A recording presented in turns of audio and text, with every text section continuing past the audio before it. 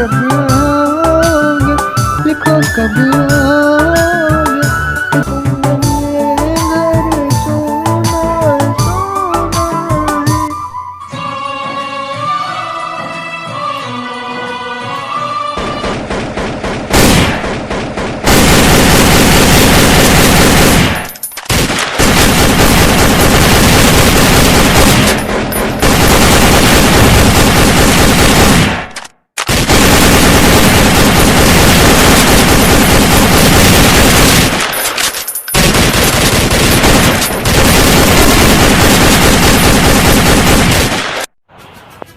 जय हिंद सर। जवानों, आज से तुम्हारी हर गोली पर देश के दुश्मनों का नाम लिखा होगा। हाँ तो जवानों, देखते हैं गोली कैसे लगेगी। Fire.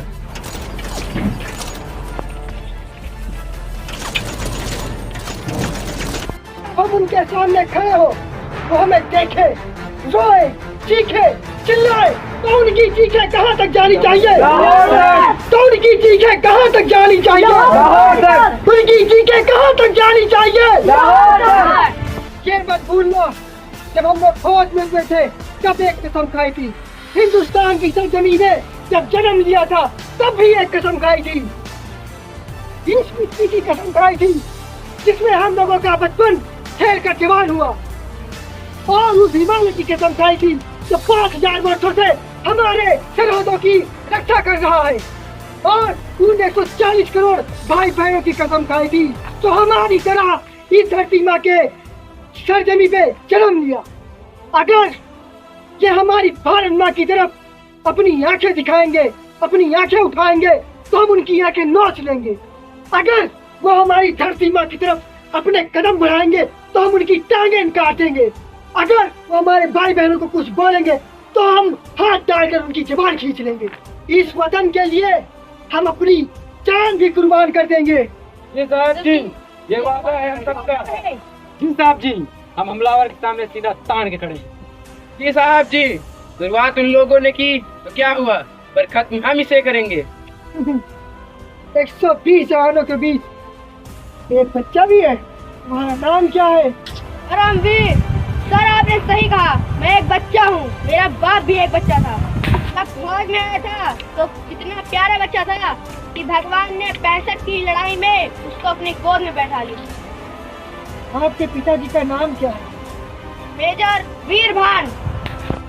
Dharmveer, tell the complete to mount. सब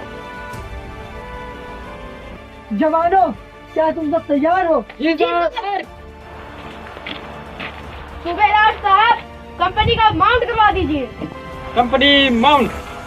1 2 1 खाली। 1 2 1। मेजर वीरभान जी को बहुत अच्छी तरह से जानता था। दोस्त तो नहीं कह सकता क्योंकि वो मेरे सीनियर थे, पर हाँ हम लोगों का यार है, वो कुछ ज्यादा। तुम्हारी माता जी कैसी है? बस ठीक है, बस देख नहीं पाती। देख नहीं पाती? आंखों की रोशनी आंसुओं के साथ बन गई। I am sorry sir. बहुत मारा सालों ने। उठाइए ना, उठाइए ना, उठाइए ना, उठाइए ना, उठाइए ना। हेलो, हाँ कौन? तेरा अब्बू। हाँ हेलो आका, आपने कॉल किया? खुदा की रहमत से सब खैरियत तो है? कोड बताओ। किसी गाना सुनेगा? दूसरा कोड बताओ। मुन्नी बदनाम हुई डार्लिंग तेरे लिए। तीसरा कोड बताओ। देवड़ा धोड़ी चटनाबा।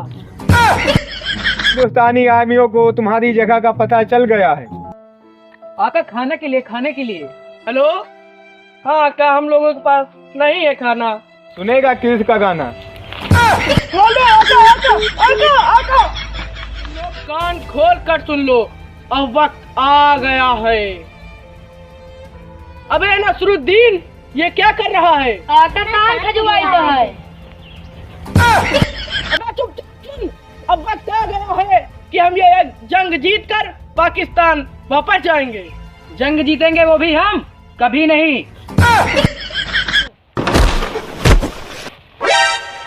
अबे सुनो, अगर हम लोग इस जंग में शहीद भी हो गए तो हमें जन्नत मिलेगी और 72 पूरे मिलेंगे।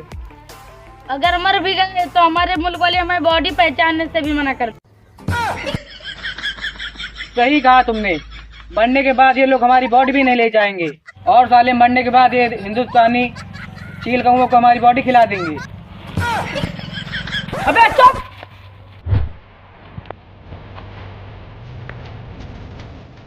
आप जी, वो साले नंगे भूखे बलोच इसी जंगल में छिपे हैं।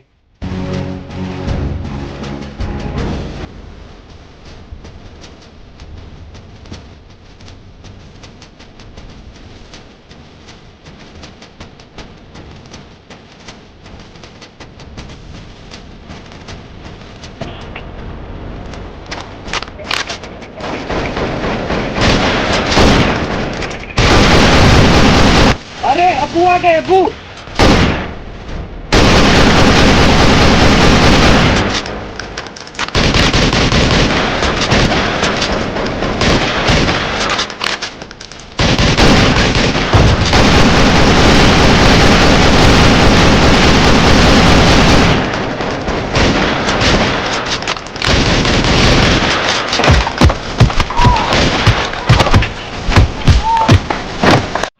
बोल ना, बहुत फुदक रहा था।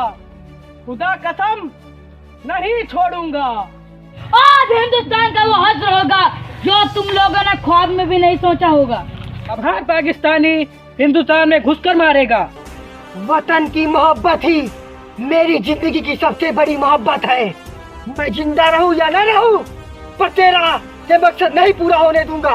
और कौन रोकेगा मुझे? तुम जहाँ से भी गुजरने की कोशिश करोगे, आकाश से, जमीन से, समुद्र से, वहाँ तुम्हारे सामने एक हिंदुस्तानी फौजी खड़ा पाओगे जो तेरी आंखों में आके डाल कर कहेगा, हिम्मत है तो आ, ये देख, तेरे सामने हिंदुस्तान खड़ा है। ये बॉर्डर मुझे रोकेगा, ये खंभों मुझे रोकेंगे, ये तारों से बंधी लकीर मुझे रोकेंगी। ऐसा क्या है हिंदुस्तान के बॉर्डर में? फौजी के लिए बॉर्डर नक्शे पर खींची हुई सिर्फ एक मामूली सी लकीर नहीं है, बल्कि एक वादा है अपने देश से कि जहाँ पर वो खड़ा है उससे आगे कोई भी नहीं आ सकता है। ना ही कोई दुश्मन, ना ही उसकी गोली, और ना ही उसका इरादा। और आज कुछ भी हो जाए, मैं ये वादा टूटने नहीं दूंगा। तू अकेला है फौजी, क्या करेगा हम सबका? हमने तो तुम्हारे सारे सैनिक मार दिए, अब तुमको तो तुम्हारा राम भी नहीं बचा पाएगा। हमारे देश में एक कहावत है, हम पूजा भले ही राम की करें, पर केवल परशु राम के रखते हैं।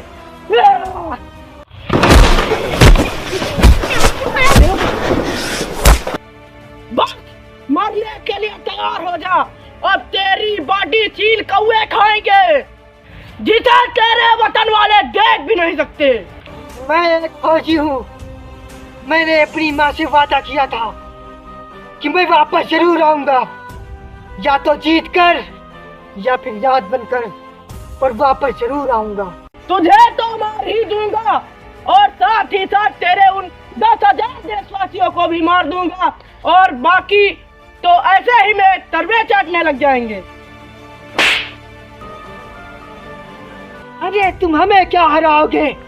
तुम्हारे पाकिस्तान में इतने लोग कहाँ जितने हमारे यहाँ ईद में बकरे काटे जाते हैं।